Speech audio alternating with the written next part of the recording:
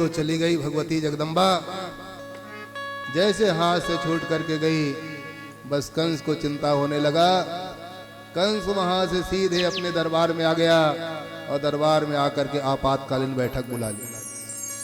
जितने उनके असुर साथी थे, अकासुर, बकासुर, धेनुकासुर, ये सब को बुलाया कि जल्दी आओ।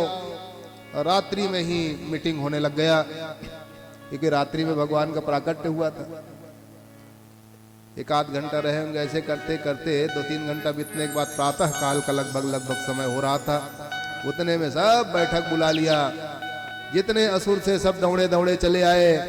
आ करके कहा महाराज क्या हुआ? कहा रात की सारी घटना बता दी।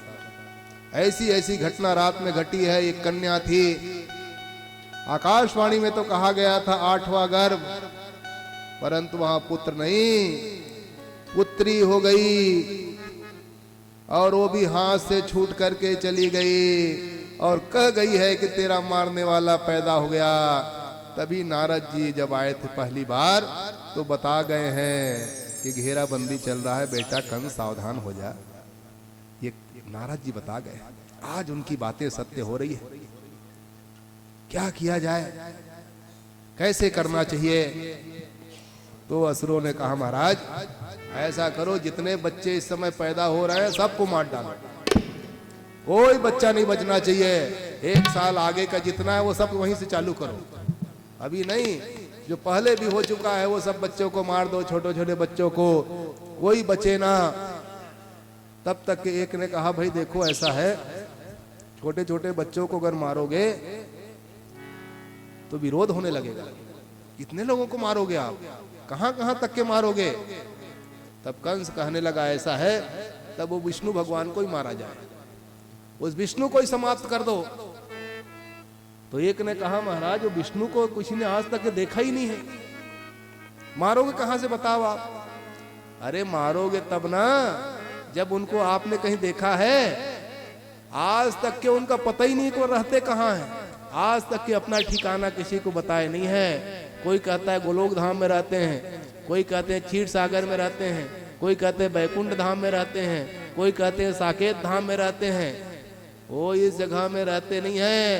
क्योंकि जो नारद जी के आप पता बता रहे हो ना, ये नारद जी ने एक बार पूछा था, उनसे पूछा था कि हे प्रभु मैं देश देशांतर में भ्रमण करते रहता हूँ, लोग मुझसे पूछते हैं कि भगवान इस समय कहाँ हैं, तो आप सही सही अपना पता बता दीजिए ताकि मैं लोगों को बता सकूं कि भगवान कहाँ हैं।